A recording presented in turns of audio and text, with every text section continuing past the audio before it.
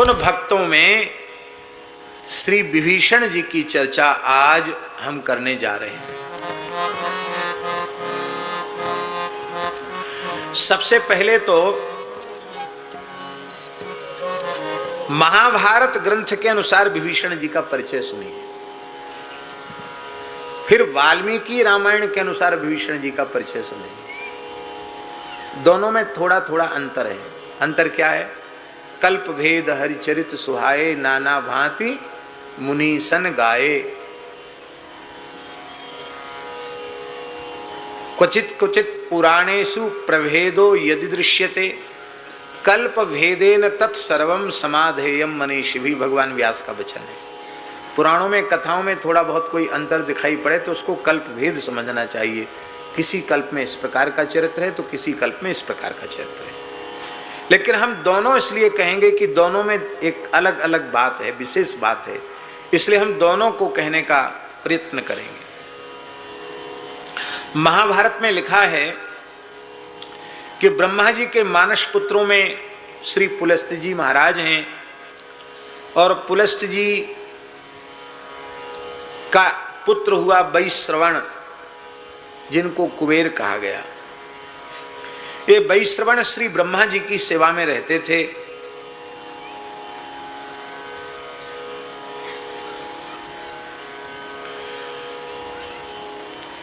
इससे पुलस्त्य जी को क्रोध आ गया। क्रोध क्यों आया?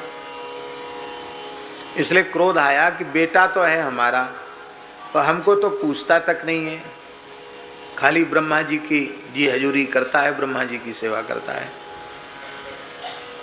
देखो, ब्रह्मा जी उनके पिताजी ही हैं, तो अपने बाबा की सेवा करता है तो नाराज तो नहीं होना चाहिए। थोड़े नाराज हो गए। इसका मतलब है कि लोक व्यवहार में अपने से बड़ों को तो पूजना चाहिए, उनकी सेवा करनी चाहिए, पर छोटों को भी, उनसे जो छोटे हैं उनको भी नेग्लेक्ट नहीं करना चाहिए, उनका भी आदर करना चाहिए। ध्यान में यही बात है।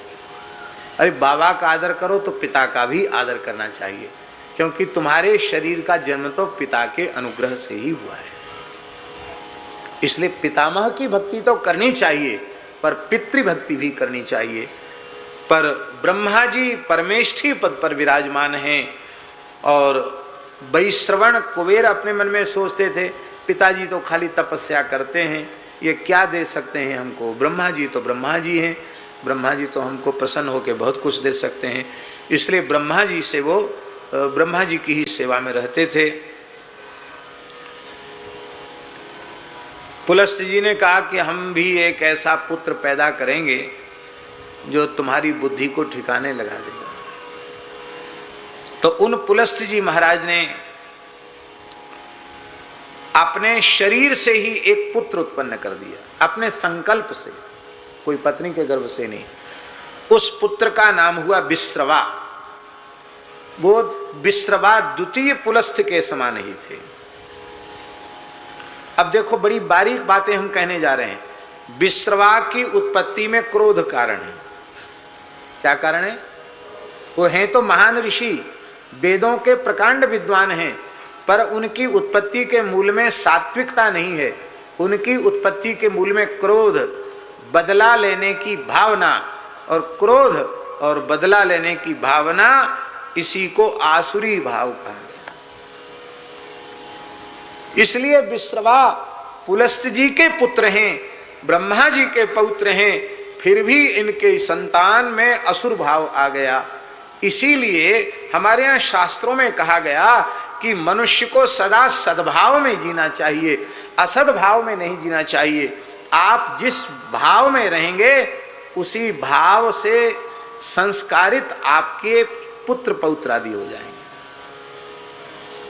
इसलिए इन कामक क्रोधादि विकारों से युक्त नहीं रहना चाहिए, इन विकारों से मुक्त रहना चाहिए। देखो, कोई कहे कि संभव नहीं है, लेकिन हम एक बात आपसे पूछते हैं, हमारी मुंह देखी तो कहना मत, सही सही उत्तर देना। संसार का कोई भी मनुष्य जीवन भर क्रोध में रह सकता है क्या? 24 घंटे क्रोध में रह सकता है क्या? 24 घंटे क्रोध में रहेगा तो माथा फट जाएगा, मर जाएगा, जीवित नहीं रहेगा। कोई भी संसार का मनुष्य जीवन भर काम विकार से ग्रसित रह सकता है क्या? एक क्षण विशेष में विकार जागृत होता है, फिर शांत हो जाता है। 24 घंटे भी काम में नहीं रह सकता, 24 घंटे क्रोध में नहीं रह सकता, 24 घंटे लोभ में नहीं रह सकता, 24 घंटे मोह में भी नहीं रह सकता। कभी न कभी किसी न किसी से मोह तो भंग हो जाएगा। लेकिन शांत, निर्विकार, अक्रोध पूरे जीवन पर्यंत रह सकता है। 24 घंटे नहीं, सारे जीवन अक्रोध रह सकता, सारे जीवन निर्विकार रह सकता है। इसका मतलब है कि यह सहजता, सरलता, निश्चल, निष्कपट, शांत, निर्विकार अवस्था ये हमारा स्वरूप है। और काम क्रोधादि जो विकार हैं ये आरोपित हैं। तो जो आरोपित वस्तु है उसको हटाया जा सकता है सत्संग के माध्यम से, और ये हट जाएंगे तो अपने स्वरूप में प्रतिष्ठा हो जाएगी। आप लोग कहेंगे बहुत कठिन है, लेकिन हम कहते कठिन नहीं है, क्योंकि हमने ऐसे महत्पुरुषों का दर्शन किया है जिनकी ऐसी अवस्था थी।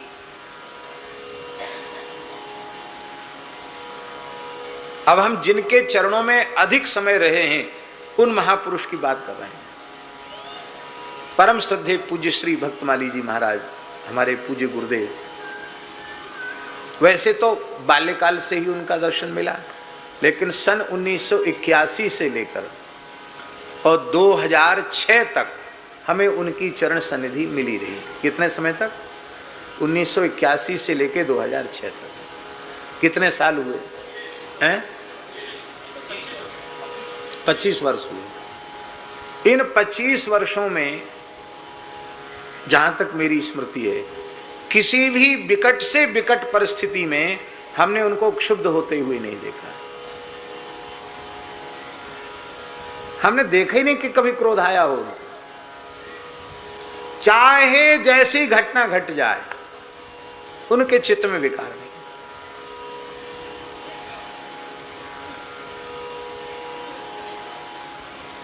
सामान्य बात नहीं है, बहुत ऊंची बात है, लेकिन मैंने देखा। अब हम उनके जीवन के प्रसंग कहने लग जाएंगे तो फिर ये कथा नहीं हो पाएगी। लेकिन ऐसी घटनाएं कि हम आपको क्या कहें। एक व्यवहारिक बात बताएं आपको। आपका किसी के साथ झगड़ा हो, आपकी किसी संपत्ति पर किसी ने अनधिकृत रूप से कब्जा कर लिया हो और उसके साथ केस मुकदमा चल रहा हो, तो आपकी उसके प्रति कैसी भावना होगी? आप बताओ। मित्रता की भावना होगी कि शत्रुता की भावना? शत्रुता होगी कि नहीं होगी? और महाराज जी के गुरुजी ने उनको भेजा गोवर्धन अखाड़े में, निर्वाणी अखाड़े में, आज भी है लक्ष्मण मंदिर। वहाँ लोग भगवान की संपत्ति पर कब्जा किए पड़े थे। और गुरु महाराज की आज्ञा हुई कि इसको जाकर तुम देखो, संभालो। महाराज जी वहाँ चले गए तो सबके विरुद्ध उन्होंने न्यायालय में केस दायर किया, क्योंकि भगवान की विरक्तों की ठाकुर जी की संपत्ति वो ठाकुर जी को मान ही नहीं रहे थे। वो तो खुद कब्जा किए हुए बैठे थे, मालिक बने बैठे थे। ध्यान से सुने इस बात को। 45 मुकदमे एक साथ लड़े। कितने? 45। और जिनके साथ मुकदमा पेशी होती थी, कोर्ट में हाजिर होना पड़ता था, तो महाराज जी उनके लिए भी बढ़िया परोठा साग बना के लक्ष्मण जी को भोग लगा के ले जाते। उनसे कहते, देखो तुम्हारा पैसा भी खर्च होगा, बाजार का खाओगे, तबीयत बिगड़ जाएगी। तो ये बढ़िया सुंदर ठाकुर जी का भारतीय देसी गाय के घी के बढ़िया परांठे हैं, और ये देखो मिठाई भी है, ये अचार भी है, और प्रेम से पाओ। तो जिनसे केस चलता था उनको भी पवाते थे प्रसाद। और उनके केस में कोई उनका वकील कुछ इधर उधर करता था, उसको कहते देखो तुम्हारा ये गड़बड़ी हो रही है, इससे तुम्हारा केस कमज़ोर पड़ जाएगा, तुम जीतो, इसका उपाय ये है। अपने प्रतिद्वंदी को जीतने का उपाय बताते थे। ये है अक्रोध होकर व्यवहार करना। और अब वो भगवान की लीला, सब कोर्ट में महाराज जी को विजय मिली, क्योंकि सत्य में विजय थे, सत्यम जयति नान्यतम। महाराज जी तो धर्म और न्याय के पक्ष में थे। अब केस पहुंच गया हाई कोर्ट इलाहाबाद प्रयागराज में, केस पहुंच गया। तो ब्रजवासी बोले बाबा तेरी तो मौज है गई, वहाँ साधुओं के स्थान है, वहाँ आराम से आसन लगा लेते हो, भोजन कर लेते हो, फ्री में रहने को फ्री में भोजन मिल जाता है। हम लोगों को होटल धर्मशाला में रुकना पड़ता है, वकीलों की बड़ी बड़ी फीस देनी पड़ती है और बाज़ार में खाना पड़ता है हम लोगों को। तो महाराज जी बोले देखो प्रयाग में मुंडन कराने की बड़ी महिमा, तुम भी भद्र हो जाओ और हम जहाँ रहते वहीं तुम्हारा आसन लगवा लेंगे, तुमको भी फ्री में रहने को फ्री में खाने को मिल जाएगा। और अब हाई कोर्ट से भी विजयी हुए लक्ष्मण जी महाराज। अब बेदखल करने का उनको कोर्ट ने आदेश कर दिया कि पुलिस इनको सबको बेदखल करे। पुलिस आ गई, वो सब आएंगे महाराज, हम कहाँ जाएंगे, हमारे पुरखा यही दुकान में थे, हम लोग कहाँ जाएंगे आपको छोड़ के महाराज, हम तो मर जाएंगे। उस समय इतना मेला नहीं होता था गोवर्धन में, कम मेला होता था, बहुत पुरानी बात है। महाराज जी बोले कोई बात नहीं, हमारा आपसे कोई वैर थोड़ी है, शत्रुता थोड़ी है। आप देखो न तो संपत्ति हमारी है और न तुम्हारी है, ये भगवान की है। भगवान की है ऐसा मान लो, जितना किराया तुम्हारा बचा है उसमें से जितना तुम दे सकते हो, पुराना किराया बहुत कम होता था, वो दे दो, लक्ष्मण जी को मालिक स्वीकार कर लो, अपने आप को लक्ष्मण जी का किराएदार मान लो, हमारा आपका झगड़ा है ही नहीं। हम बैर तो किसी मनुष्य मात्र से हमारा बैर नहीं, किसी प्राणी से हमारा बैर नहीं। उनसे समझौता कर लिया। सब लोग बोले महाराज जी ने तो क्या किया, इतनी लड़ाई लड़ी और हार गए, लड़ाई जीत कर भी हार गए। लेकिन हार नहीं गए, उन सब के जीवन में परिवर्तन आ गया। और वो सब महाराज जी को कहते थे, ब्रजवासी महाराज जी को कहते थे कि हम तो गिरिराज बाबा में और बाबा में भेद नहीं समझे, ये साक्षात गिरिराज जी। ऐसा उदाहरण प्रस्तुत किया। इसको कहते हैं निर्वैर, अजात शत्रु। कभी जीवन में किसी पर क्रोध आया ही नहीं, पूरे जीवन में। काम की गंध नहीं, क्रोध की गंध नहीं, लोभ की सूक्ष्म से सूक्ष्म गंध नहीं। जीवन की अंतिम श्वास तक 1 रुपए का संग्रह नहीं किया। पूरी धरती पर कहीं 1 इंच भूमि नहीं खरीदी, कहीं कोई पद नहीं लिया, कोई प्रतिष्ठा नहीं ली। अभ्यागत साधु की तरह सारा जीवन एक रस व्यतीत कर दिया। दास कबीर जतनते ओड़ी, ज्यों की त्यों धर दीनी चदरिया। तो प्रमाण है कि नहीं कि सारे जीवन इस स्थिति में रहा जा सकता है। गोवर्धन में एक आश्रम में महाराज जी थे, अभी भी आश्रम में, कनक भवन आश्रम। एक बाई का आश्रम था, बाई जी तो चली गई थी, संत उसको संभालते थे, महाराज जी वहां जाते आते थे। महाराज जी ने कहीं अधिकार तो अपना कहीं कुछ रखा नहीं। एक पड़ोसी ने बोला महाराज हम मानसी गंगा के तरफ आपके स्थान के पीछे अपनी मोटर रख लें, वहाँ इंजन की, थोड़ा गंगा जी का पानी लेकर के कुछ पेड़ों की सिंचाई करेंगे। महाराज जी बहुत सरल थे, हर बात में हाँ ना तो करते नहीं थे। हाँ बहुत अच्छी बात है, गंगा जी तो सबकी है, ले लो पानी, कोई बात नहीं। सरकारी कोई रोक टोक तो नहीं, बोले सरकारी रोक टोक नहीं।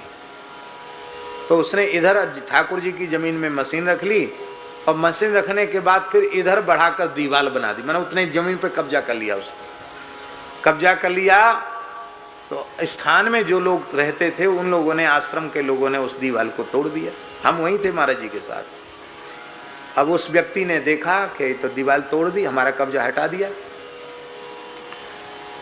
तो वो गालियां बकने लग गया, ईंट पत्थर बरसाने लग गया। लोगों ने कहा महाराज देखो ऐसा करो। महाराज बोले वो तो ठीक कर रहा है, बेचारे ने कब्जा करने में भी तो मजदूर लगाए होंगे, उसका नुकसान हो गया इसलिए वो क्रोध कर रहा है। बोले इसको हम दंड। बोले नहीं कुछ मत करो, शांत रहो।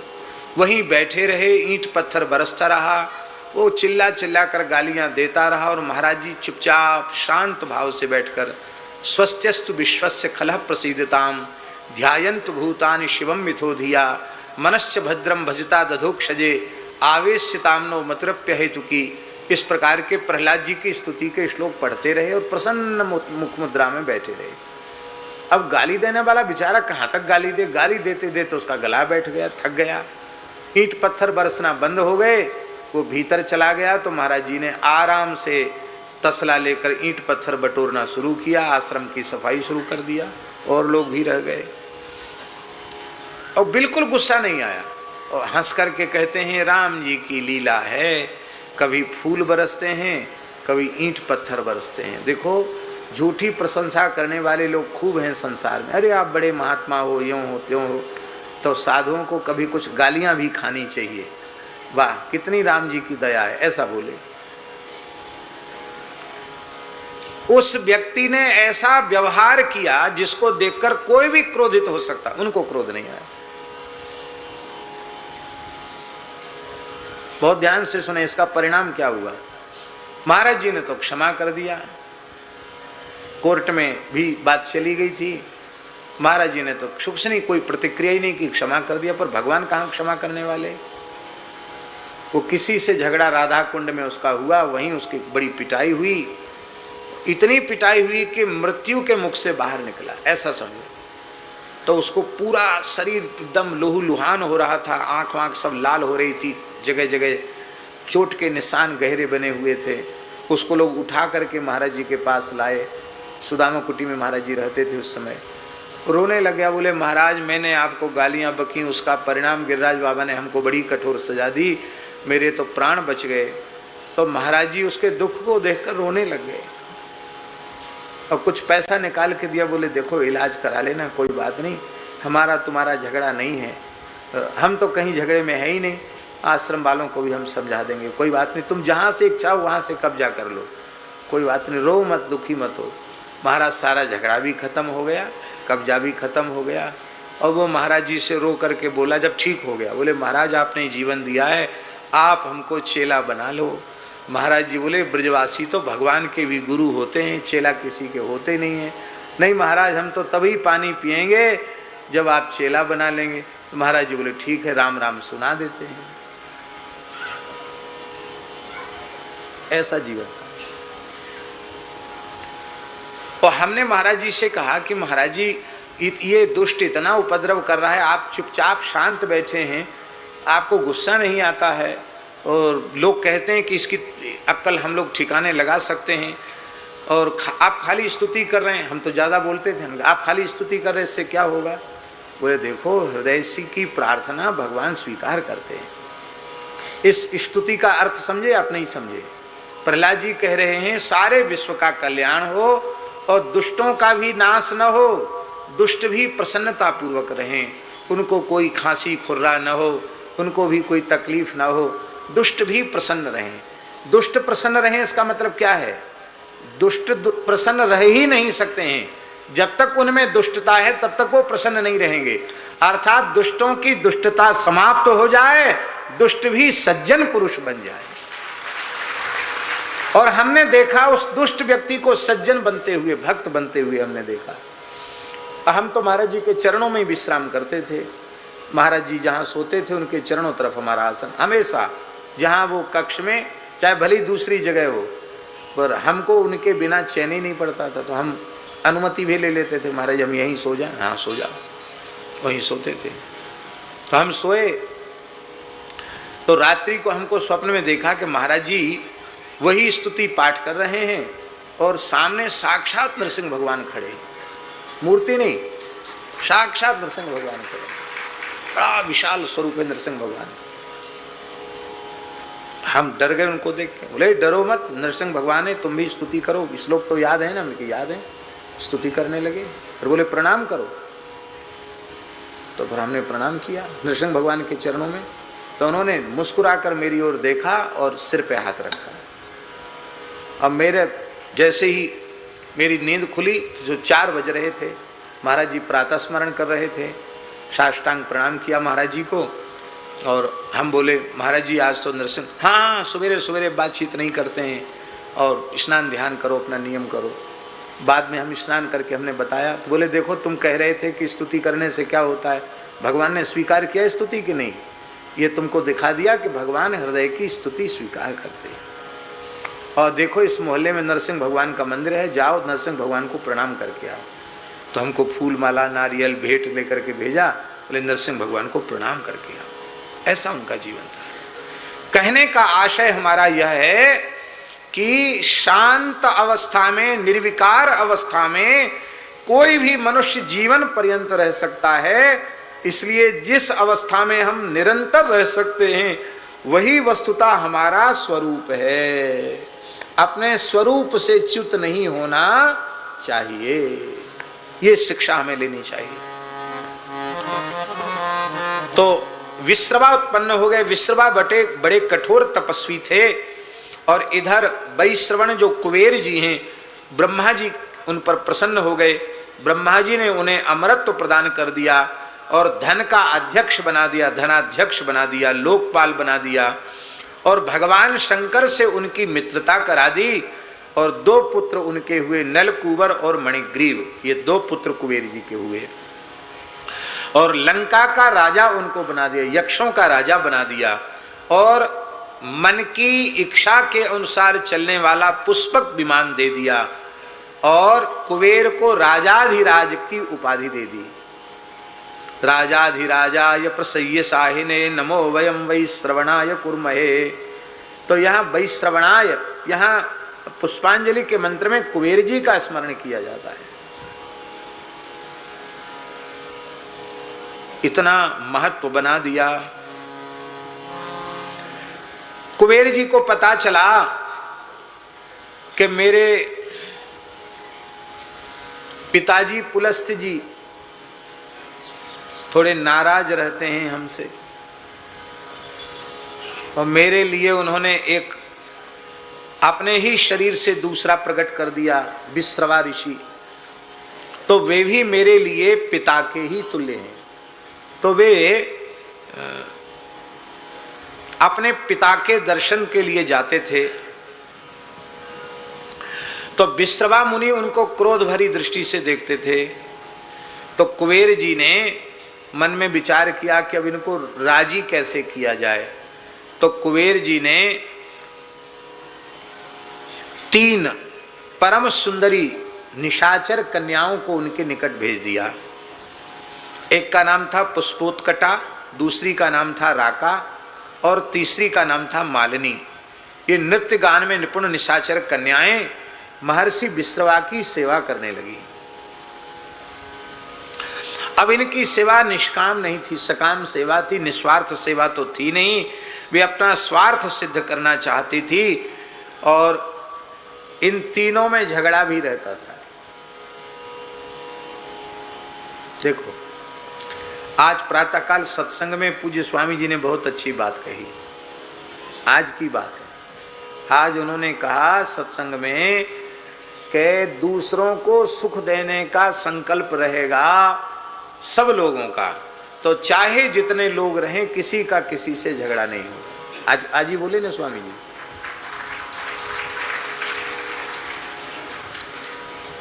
मान लो आपके आश्रम में 100 लोग हैं और 100 लोगों का एक ही विचार है कि हम अपने सुख का त्याग करेंगे, दूसरों को सुख पहुंचाएंगे। तो 100 नहीं 1000 लाख एक साथ रहें तो भी खटर पटर नहीं होगी।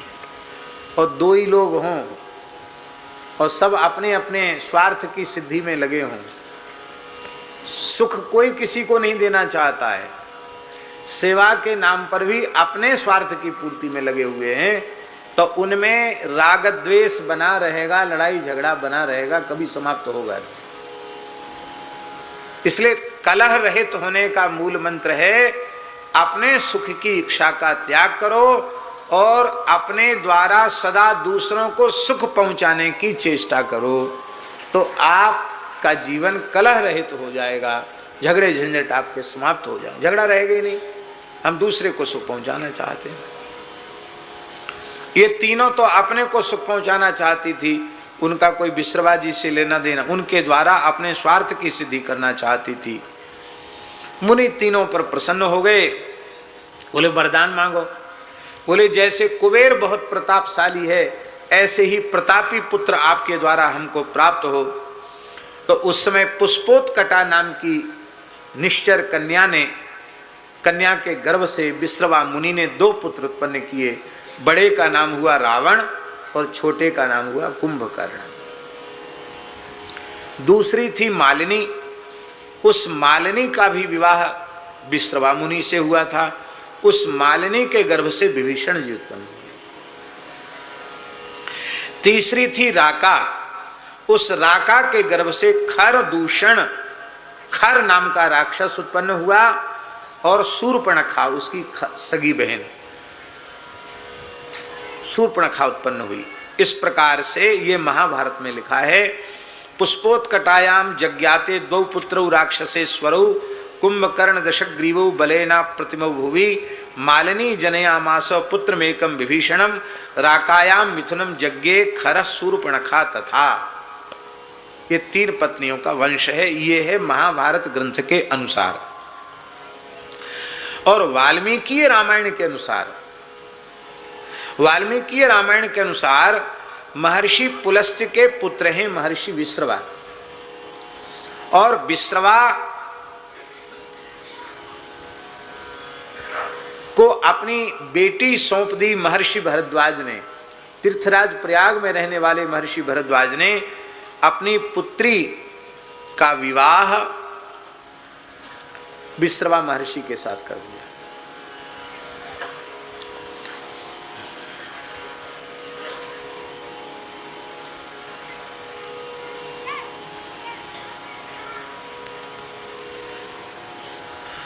विश्रवा महर्षि की जो पत्नी थी भरद्वाज ऋषि की कन्या, उस कन्या का नाम 2 नाम आते हैं।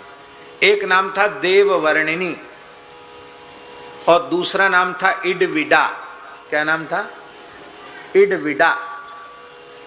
और इडविडा से विवाह हुआ महर्षि विश्रवा का और इडविडा के गर्भ से उन्होंने कुबेर जी को उत्पन्न किया। तो इडविडा की संतान होने से कुबेर जी का नाम हुआ एडविड। क्या? इडविडाया अपत्यम पुमान एडविडा कुबेरा। जैसे अंग्रेजों में नाम होते हैं डेविड और एविड और कैविड जैसे नाम, ऐसी हमारे यहाँ भी पुराणों में एडविड, कुबेर जी का नाम है एडविड। सुन के लगता कोई अंग्रेज का नाम है, पर ये भी सारी भाषाएं संस्कृत से ही पैदा हुई हैं। एडविडा कुबेरा, कुबेर जी हुए। कुबेर जी ने हजारों वर्ष की कठोर तपस्या की, कभी जल पीकर, कभी पवन पीकर, कभी निराहार रह करके। ब्रह्मा जी ने प्रसन्न होकर दर्शन दिया, वर मांगने को कहा तो उन्होंने लोकपालत्व मांगा और धनाध्यक्ष का पद मांगा। ब्रह्मा जी ने यम, इंद्र, वरुण के समान 4था लोकपाल पद श्री कुबेर जी को प्रदान कर दिया और उनको अष्ट सिद्धि और 9 निधियों का स्वामी बना दिया। भगवान शिवजी के वे परम भक्त हैं, शिवजी से उनकी मित्रता हो गई। विश्रवा जी से कुबेर जी ने कहा, पिताजी हमको ब्रह्मा जी ने लोकपाल तो बना दिया, लेकिन तुम कहाँ रहो ये जगह नहीं बताई, आप जगह बताओ। तो उन्होंने कहा कि देखो लंकापुरी खाली पड़ी है, पहले राक्षसों की थी वो, अब राक्षस उसमें नहीं है। भगवान विष्णु के भय से जम्बूमाली, सुमाली आदि राक्षस सब पाताल में चले गए हैं। लंका खाली पड़ी है, स्वर्णमयी लंका है, तो लंका के तुम राजा हो जाओ और यक्षों के सहित वहां निवास करो। तो राक्षसों से यक्षों की पूरी लंका हो गई और उसके राजा कुबेर जी हो गए। कुबेर जी विमान में बैठ करके चलते थे। एक दिन की बात है, माली, सुमाली, जम्बूमाली ये राक्षस ये पाताल से धरती पर विचरण कर रहे थे। तो उन्होंने देखा कि कुबेर जी सुंदर पुष्पक विमान पर बैठकर जा रहे हैं। अरे बोले ये बड़ा तेजस्वी पुरुष है, किसका पुत्र है? बोले महर्षि विश्रवा का पुत्र है, इनका नाम वैश्रवण कुबेर है। बोले भाई ऐसे तेजस्वी ऋषि को अपनी कन्या देनी चाहिए जिससे हमको भी ऐसा तेजस्वी बालक हो कि हम देवताओं की नाक में नकेल डाल दें। यही असुर भाव है, अपने सुखी होने के लिए दूसरों को दुख देने का संकल्प करना। उसने निश्चय किया, अपनी बेटी कैकसी से कहा, ये वाल्मीकि रामायण के अनुसार बता रहे हैं, कैकसी से कहा कि बेटी तुम जाओ महर्षि विश्रवा की सेवा में समर्पित हो जाओ, मैंने तुम्हें उनको दान कर दिया है। कैकसी गई, आश्रम में सेवा करने लगी, बहुत समय तक उसने सेवा की। महर्षि प्रसन्न हो गए, बोले क्या बात है, क्या चाहती हो निशाचर राजपुत्री, क्या तेरा मनोरथ है? प्रदोष का काल था, उसने कहा महाराज मैं तो आपके द्वारा प्रतापी पुत्र चाहती हूँ। तब उन्होंने कहा कि मैंने वर तो तुमको दे दिया क्योंकि मैंने खुद कहा है मैं दूंगा तुमको, लेकिन तुमने आसुरी वेला में पुत्र की प्राप्ति की कामना की है, इसलिए तेरे पुत्र तो होंगे पर भयंकर राक्षसी स्वभाव के होंगे, आसुरी वृत्ति के होंगे। अब वो रोने लगी। उसने कही महाराज मैं हूं तो निश्चर कन्या, लेकिन आपकी कठोर तपस्या देखकर, आपके आश्रम का परम शांत वातावरण देखकर मेरे चित्त पर बड़ा प्रभाव पड़ा है और मेरी समझ में आ गया कि राक्षसों की वृत्ति अच्छी नहीं है, सात्विक वृत्ति ही अच्छी है। तो भगवान पुत्र तो मुझे चाहिए जरूर, लेकिन आपने कहा कि तुमको राक्षस संतान होगी, वो ठीक नहीं है। तुमको तो आपके जैसा कोई परम तपस्वी धर्मनिष्ठ पुत्र चाहिए।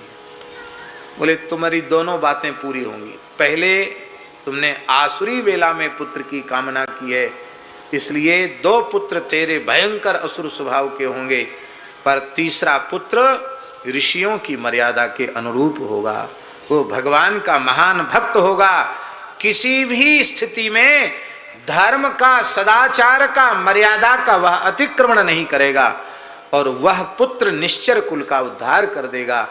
वह होगा महात्मा विभीषण। अब ध्यान में आई बात, विभीषण जी जन्म से ही महापुरुष है, महात्मा है। कैकसी के गर्भ से प्रथम पुत्र के रूप में रावण उत्पन्न हुआ, द्वितीय पुत्र के रूप में कुंभकर्ण उत्पन्न हुआ और तीसरी संतान के रूप में शूर्पणखा पैदा हुई और सबसे छोटे पुत्र के रूप में श्री विभीषण जी का जन्म हुआ। बोलो श्री विभीषण जी महाराज की जय। विभीषण जी अपने पिता के बड़े भक्त थे, अपने पितामह के बड़े भक्त थे, और इतना ही नहीं, धर्मशास्त्र की आज्ञा है बड़ा भाई पिता के समान होता है, ज्येष्ठ भ्राता पितुः समः, बड़ा भाई पिता के तुल्य होता है। ऐसा मानकर अपने बड़े भाई रावण में भी वे श्रद्धा रखते थे। रावण ने कहा विभीषण, हाँ भैया, बोले चलो हम लोग तपस्या करते हैं। तपस्या में भी एक कारण है, बड़ा ध्यान से बात सुनने की है।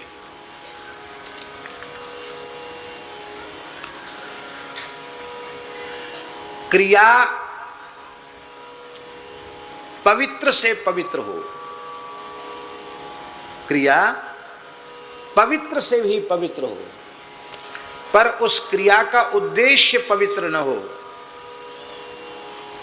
तो पवित्र क्रिया भी अपवित्र हो जाती है।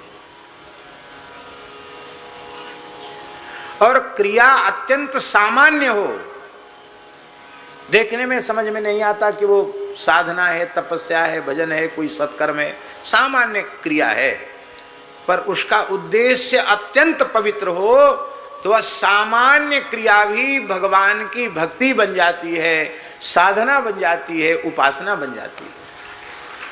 अब देखो, माला फेरने से बढ़िया सत्कर्म क्या होगा?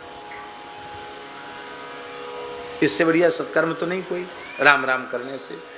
पर हम इस माला का जप इसलिए करें कि हे प्रभु, समग्र विश्व का कल्याण हो, सभी प्राणी सुखी हो, सब प्राणियों के हृदय में आपकी भक्ति प्रकट हो जाए तो सबके हृदय में होए न होए तुम्हारे हृदय में जरूर प्रकट हो जाएगी।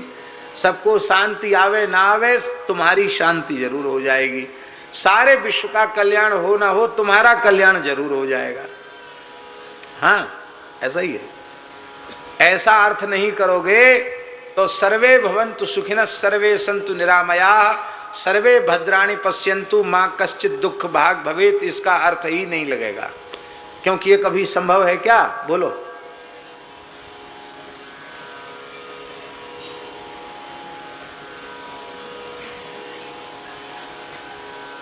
सर्वे भवन्तु सुखिनः संभव है? रोज बोलते हैं फिर भी तमाम लोग रो रहे हैं, सब दुखी हैं। सर्वे सन्तु निरामया संभव है? ये जगह जगह एम्स खुलवा रहे हैं और बड़े बड़े हॉस्पिटल खुल रहे हैं, ये सब बंद हो जाएंगे? क्या जरूरत है? मेडिकल कॉलेज बनाने की क्या जरूरत है? कोई रोगी ही नहीं रहेगा तो हॉस्पिटलों की, चिकित्सालयों की, डॉक्टरों की क्या जरूरत? और सब एक दूसरे का कल्याण ही सोचेंगे तो अकल्याण किसी का होगा ही नहीं। सर्वे भद्राणि पश्यन्तु, किसी को दुख ना हो ये तो संभव नहीं है, सब दुखी भी होते हैं। इसका अर्थ है इस प्रकार की पवित्र भावना भगवान के चरणों में व्यक्त करने वाला सुखी हो जाता है, क्योंकि उसकी भावना पवित्र है। और माला जप रहे हैं, और माला जपने में हमारा भाव है कि अमुक व्यक्ति का अनिष्ट हो जाए, बुरा हो जाए, तो माला जपने के बाद भी नरक जाना पड़ेगा, क्योंकि दूसरे के अशुभ का चिंतन किया, दूसरे के अनिष्ट का चिंतन किया।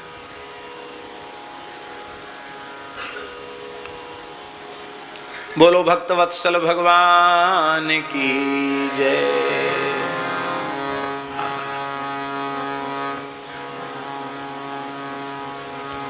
इसलिए क्रिया भी पवित्र होना चाहिए और उस क्रिया का उद्देश्य भी पवित्र होना चाहिए। रावण की क्रिया बहुत पवित्र है, तप।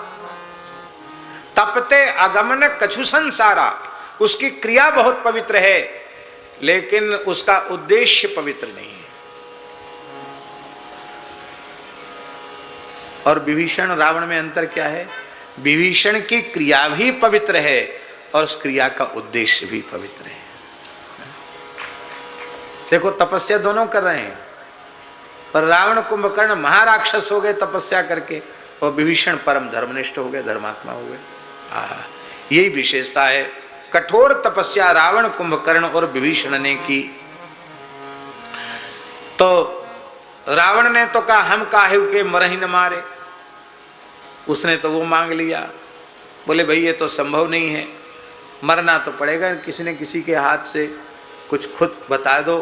बोले बानर मनुज जाति दुई बारे, बंदर और मनुष्य, बोले इनको तो हम कुछ भी नहीं समझते, मक्खी मच्छर भी नहीं समझते इनको तो। भगवान ब्रह्मा जी बोले बहुत अच्छी बात है, एवं मस्तु। और कुंभकर्ण के पास के बोले भाई तुम मांगो। उसका विशाल आकार देख के सोचे हम बनाते चले जाएंगे, सृष्टि ये सफाया करता चला जाएगा। वो मांगना चाहता था कि मैं 6 महीने तक जगूं, एक दिन सोऊं, 6 महीने तक लगातार युद्ध करता रहूं। ब्रह्मा जी बोले सब खत्म कर देगा। सरस्वती जी को कहा जवान पे बैठ जाओ, सरस्वती जी बैठ गई। बोले मैं 6 महीना सोऊं, एक दिन जगूं। ब्रह्मा जी बोले एक मस्तु। बोले अब बदल दो महाराज, जवान चमड़े की उलट गई, थोड़ा बदल दो। बोले अब बदला नहीं जाएगा, यूं मस्तु हो गया है, तो मैं अमर रहूंगा। बोले अमर तो रह नहीं सकते, मरूंगा कैसे बताओ। बोले जब तुमको बीच में जगा दिया जाएगा तो तुम जीवित नहीं रहोगे। तो बीच में कुंभकर्ण को जगाया गया और भगवान के हाथ से मारा गया।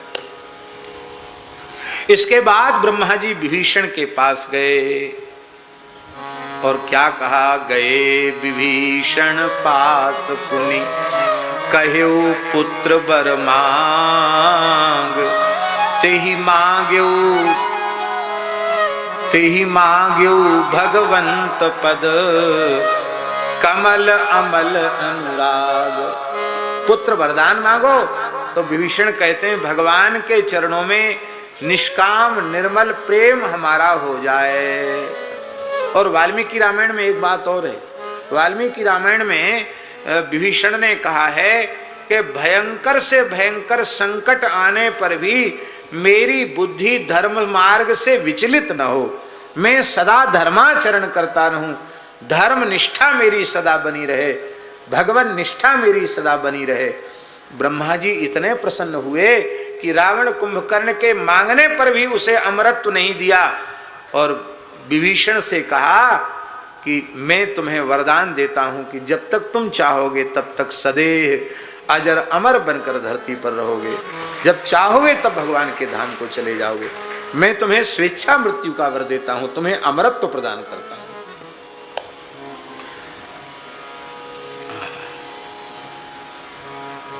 एक कहावत है, जैसा करे संग वैसा चढ़े रंग, जैसा खाए अन्न वैसा होवे मन, जैसा पीवे पानी वैसी बोले वाणी। ये कहावत है। पर कोई कोई अपवाद होते हैं। संग तो राक्षसों का है, रावण कुंभकर्ण का है, लेकिन राक्षसों के कुसंग का, रावण कुंभकर्ण के कुसंग का विभीषण जी के ऊपर कोई असर नहीं है।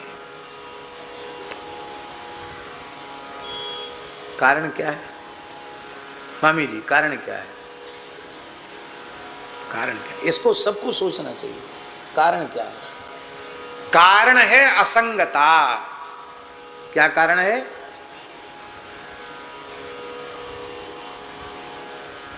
आप असंगता यदि आप में आ गई है तो असंग होकर आप दुनिया के किसी कोने में रहें, किसी के भी दुर्वृत्ति का, दुस्संग का प्रभाव आपके चित्त पर नहीं पड़ेगा। और आप यदि असंग नहीं हो पाए हैं दुर्भाग्य से, तो महत् पुरुषों के संग का भी प्रभाव आपके चित्त पर नहीं पड़ेगा। भगवान की विशेष कृपा से भगवत प्राप्त जीवन मुक्त महापुरुष हम लोगों को प्राप्त हो जाते हैं, उनकी चरण सन्निधि हमें मिल जाती है।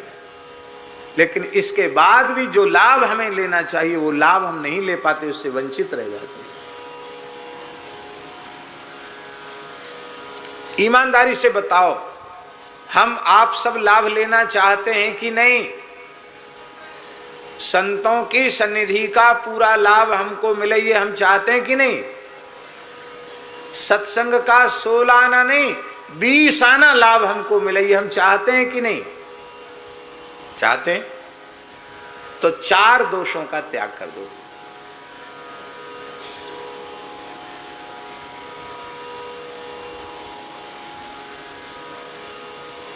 यदि सत्पुरुषों का संग और उस संग से आप लाभ चाहते हैं तो 4 दोषों का त्याग करें। पहला दोष है चंचलता। चंचलता का त्याग करो। चंचलता त्याग दोगे तो कोई भी वस्तु तुम्हारे में स्थिर हो जाएगी। महाराज जी, महापुरुषों के पास जाके उनसे कुछ पूछने की भी जरूरत नहीं है, उनके पास रह जाओ। उनकी प्रातः से लेके सोने तक, सोने से लेके जगने तक उनकी एक एक बात को ध्यान से देखो, उसी से आपका जीवन बदल जाएगा। उनका उठना, उनका बैठना, उनका बोलना, उनका सोचना, उनका विचारना कैसा है, उनकी छोटी सी छोटी क्रिया कैसी है, महाराज जीवन बदल जाएगा। उनके प्रत्यक्ष जीवन दर्शन से बड़ा कोई उपदेश हो ही नहीं सकता। उपदेश तो है ही है, पर उनका व्यवहारिक जीवन ही उनका उपदेश है। हम लोग नहीं ले पाते, क्यों? चंचलता होती है। हम पूज्य धर्म संघ वाले गुरु जी के यहाँ पढ़ने जाते थे। पहले रंगलक्ष्मी जाते, वहां से फिर धर्म संघ के गुरु जी के यहाँ पढ़ने जाते, फिर लौट के सुदामा कुटी पहुंचते। तो पहुंचते पहुंचते शाम को 3 या 4 बज जाता था। सवेरे 10 बजे चले, शाम को 4 बजे आए। 4 बजे पहुंचते तो कम से कम 40-50 विद्यार्थी पढ़ने के लिए बैठे रहते। तो हमारे मन में होता कि बेचारे बैठे हैं, इनको अपने अपने जगह जाना है, थोड़ा इनको पढ़ाना चाहिए। तो बस हाथ पैर धोए, थोड़ा जल पिया और कुछ प्रसाद दिन का बच गया तो पा लिया, नहीं तो जय सिया राम, डाल से चूका बंदर और पंगत से चूका साधु, कोई ठिकाना तो रहता नहीं, कुछ मिल गया तो खा लिया, नहीं तो जय सिया राम। सवेरे बाल भोग किया, उतने से ही रह जाते। अब विद्यार्थियों को पढ़ाने लग जाते, और पढ़ाने के बाद फिर यमुना स्नान के लिए जाते, स्वयं संध्या करते, गोपीश्वर जी जाते, फिर लौटकर आते, खाक चौक जाते, फिर दिन में जो पढ़े हुए हैं उसको एक बार देखते। एक दो लोग होते थे, उनको रात को पढ़ाकर लगभग 11 बजे रात को सोते और ठीक सवेरे 3 बजे जग जाते। ये विद्यार्थी जीवन की हमारी रहनी थी। और दिन में तो सोने का समय ही नहीं था, समय होए तब ना सोएं। 10 बजे तो पढ़ने चले गए, लौट के 4 बजे तक आ रहे हैं, तो सोने का समय तो बीत गया, सोने का समय था ही नहीं।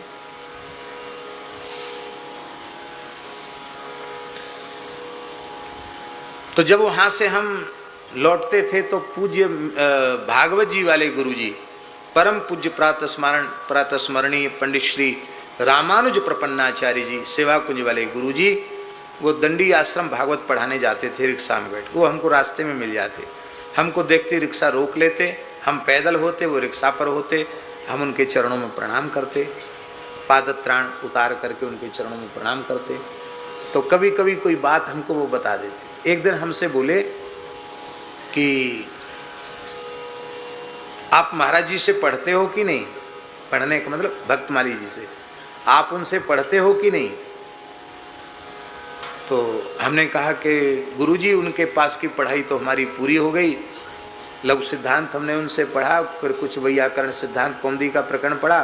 फिर महाराज जी बोले अब तुम्हारी विद्यालय में पढ़ाने वाले उपलब्ध हो गए, वहाँ पढ़ ही रहे हो, कभी कोई बात पूछनी हो तो हमसे पूछ लो। और महाराज जी के पास की पढ़ाई पूरी हो गई। तो हंसने लगे, बोले तुम हमारी बात का आशय ही नहीं समझ सके। अरे पोथी पढ़ने की बात हम नहीं कह रहे हैं, महाराज जी के प्रातःकाल जगने से लेकर सोने तक कौन कौन व्यक्ति उनके पास आते हैं, किसके साथ वह क्या व्यवहार करते हैं, उनके जीवन चरित्र से कुछ पढ़ रहे हो कि नहीं।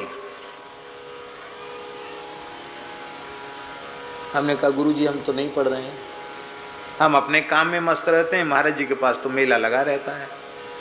बोले नहीं, उनके जीवन चरित्र से तुम पढ़ना आरंभ करो। वे कभी किसी को कोई चर्चा सुनाने लग जाएं, कोई कृष्ण पूछे तो पढ़ाई लिखाई छोड़कर उनकी बात सुनो, वो क्या कह रहे हैं।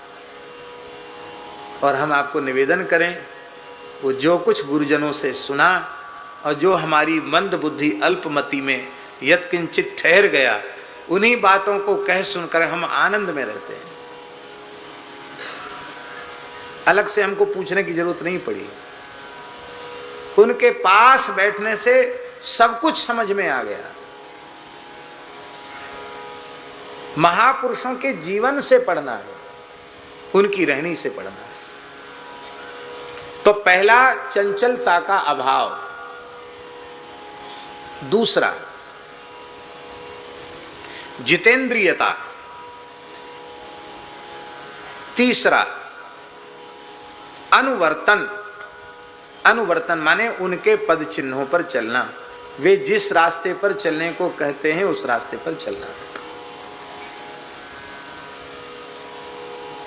महापुरुष महाराज कितने जल्दी प्रसन्न हो जाते हैं और कितनी छोटी बात से प्रसन्न हो जाते हैं, ये सोचना भी मुश्किल है। एक छोटी सी बात हम आपको बताएं, हमारे शरीर की अवस्था 10-11 वर्ष की रही होगी, बच्चे ही थे। 10-11 वर्ष में कितना होता, बच्चे ही होता है। तो एक दिन हम सवेरे सवेरे, सुदामा कुटी की बात है, उदास बैठे थे, न तिलक कर रहे न संध्या कर रहे। तो महाराज जी बोले, पंडित जी बोलते थे, वो पंडित जी संध्या गायत्री क्यों नहीं कर रहे हो, तिलक स्वरूप नहीं कर रहे हो। तो हमने कहा महाराज जी हम चमेली का तेल लगाते हैं और हमारा तेल खत्म हो गया, अब तेल ही नहीं तो बताओ कैसे कुछ करें। बच्चे थे, ऐसे बोल दिया।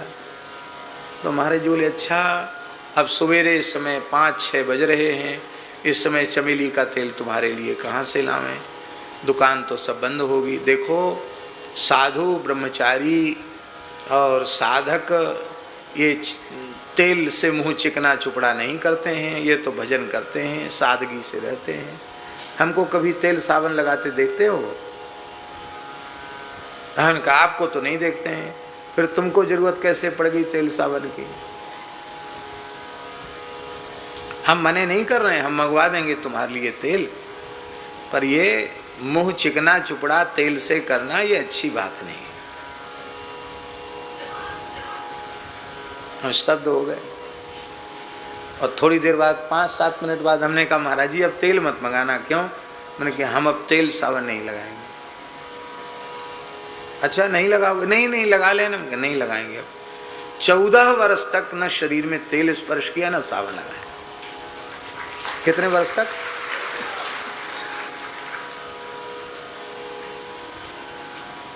महाराज जी बड़े प्रसन्न हो गए। बोले देखो पंडित जी को एक बार कहा, उन्होंने एक इशारे को मान लिया।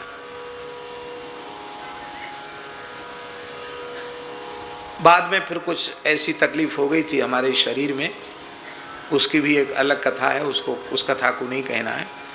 तो उसके कारण फिर कुछ औषधि तेल और सब लगाना पड़ गया।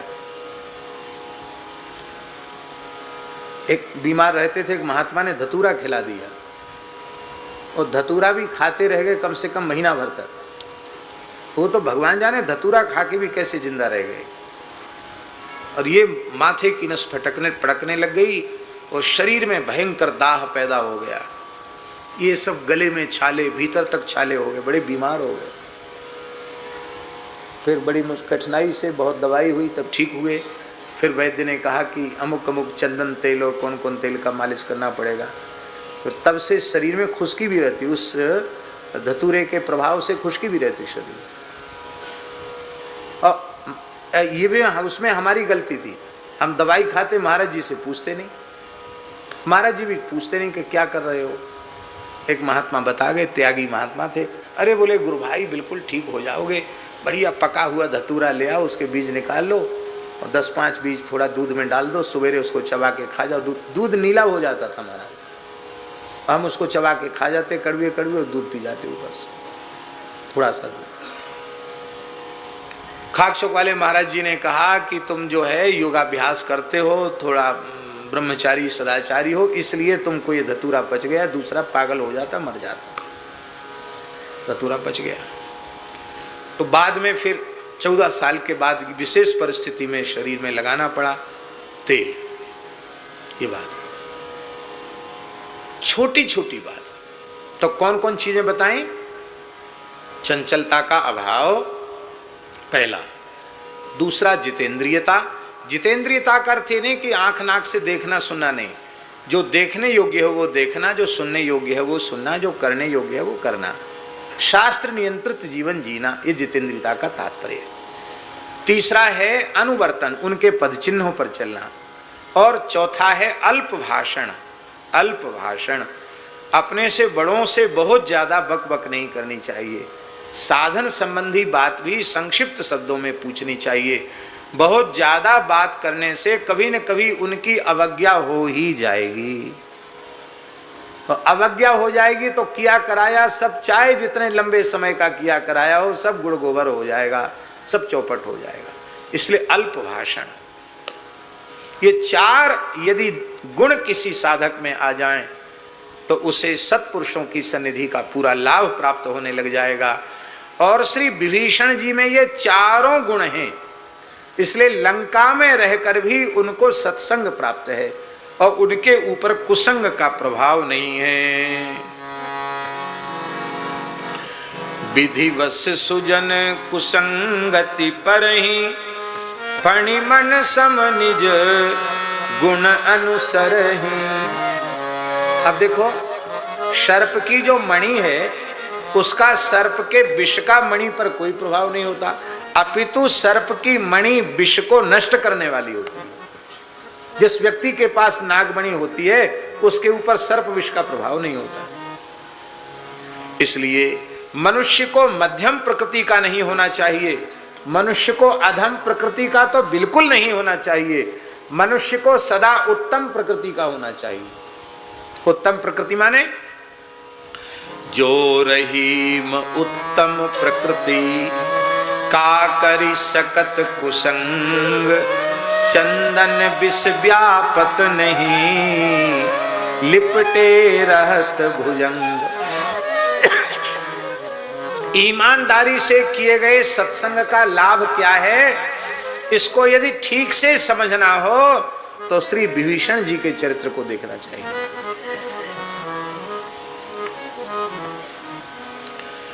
हम आपको क्या बताएं, भगवान श्री राम भी आश्चर्यचकित हैं।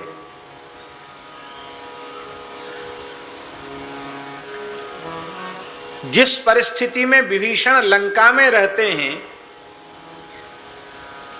वैसी परिस्थिति आज के समय भी हम लोगों के जीवन में नहीं है। हमारे अनुकूल परिस्थितियां हैं, फिर भी हम भगवान का भजन नहीं करते, साधन नहीं करते, सत्संग नहीं करते, सेवा नहीं करते, सत्कर्म में प्रमाद करते हैं। और विभीषण जी के सामने ठीक उसके सर्वथा विरुद्ध परिस्थितियां हैं, लेकिन विभीषण जी के जीवन में प्रमाद नहीं है। एक क्षण भी उनका व्यर्थ नहीं जाता। वे असाधन में नहीं जीते, वे सदा साधन में जीते हैं। राम जी भी चकित हैं। कहु लंकेश सहित परिवारा, कुशल उठार बास तुम्हारा, खल मंडली बसहु दिन राति, सखा धर्म निवहै की भांति, सखा धर्म निवहै की भांति। अब देखो,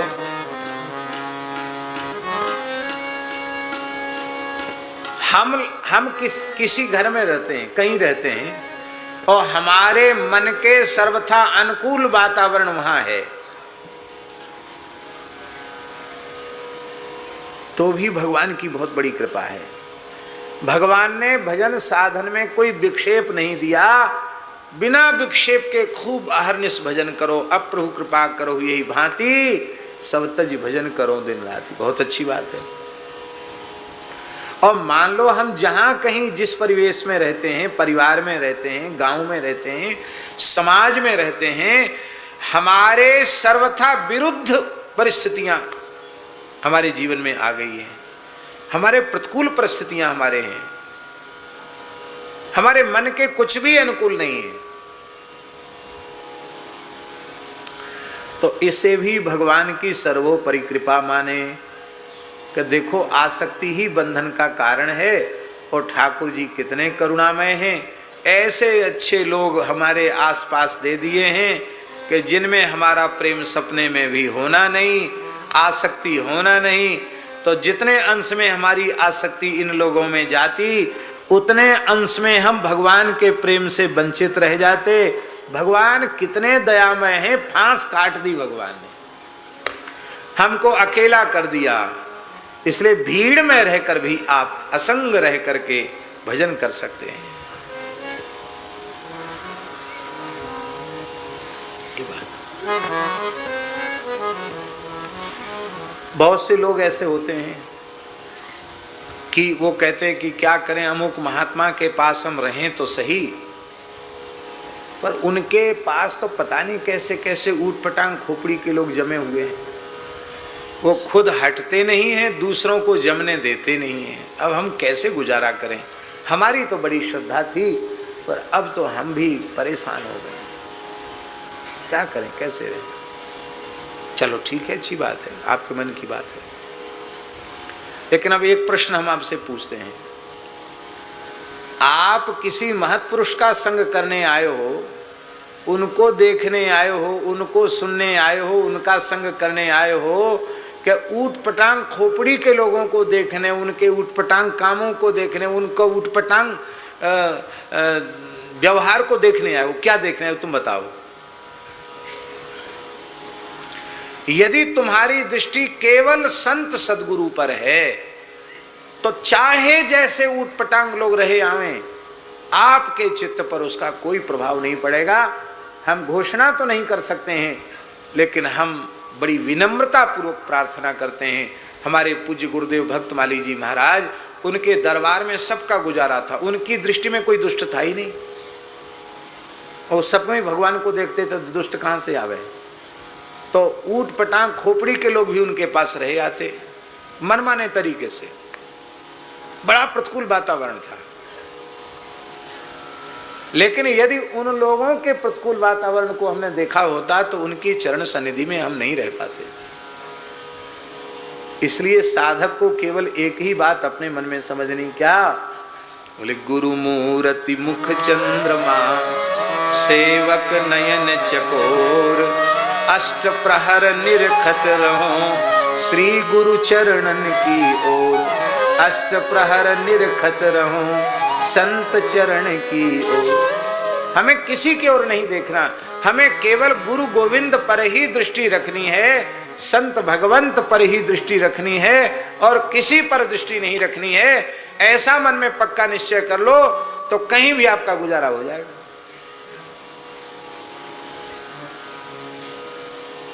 आप लोग कहेंगे ये महापुरुष कैसे जो ऊटपटांग लोगों को भगाते नहीं है? ये प्रश्न है कि नहीं? इस प्रश्न का ये है उत्तर कि भगवान यदि हमारे ऊटपटांग स्वभाव को देख लें तो संसार का कोई जीव भगवान की शरणागति का अधिकारी नहीं होगा। भगवान भी सोच लें, ए सब बेकार हैं, नालायक हैं, बदमाश हैं, इनको कितना बार बार हमने कल्याण का अवसर दिया, ये बार बार धोखा देते, झूठ बोलते हैं, बड़े नालायक हैं। और भगवान हमारी ओर न देखें तो हमारा गुजारा कैसे होगा? ऐसे ही भगवत स्वरूप संत होते हैं, उनके हृदय में इतनी दया, इतनी करुणा, इतनी कृपा की भावना होती, वे सोचते हैं अरे भाई यहाँ कुछ तो इनको लाभ मिलेगा, कम से कम सवेरे 5 बजे प्रार्थना में बैठ जाएंगे, सत्संग में बैठ जाएंगे, और बाहर जाएंगे तो महाराज आग लगी है, इन बेचारों का क्या होगा? अरे राम जी के दरबार में पड़े रहने दो, सब ठीक हो जाएगा। हमारे महाराज पहाड़ी बाबा महाराज कहते थे, संतों का संग गंडकी नदी है, गंडकी नदी में शिलाएं गिरती हैं और घिस घिस के सब शालिग्राम जी बन जाती हैं। तो टेढ़ी बेड़ी शिलाएं संतों की सत्संग की गंगा में पड़ी रहेंगी, पड़े पड़े कभी न कभी शालिग्राम जी बन जाएंगी।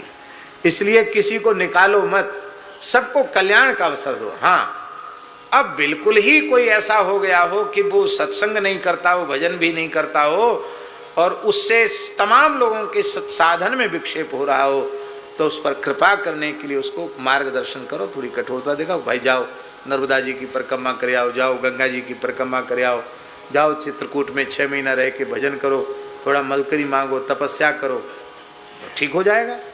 अब भगाओ मत किसी को, हटाओ मत किसी को, सब पर करुणा करो, सब पर दया करो, ये बात। तो विभीषण जी इसके प्रमाण हैं।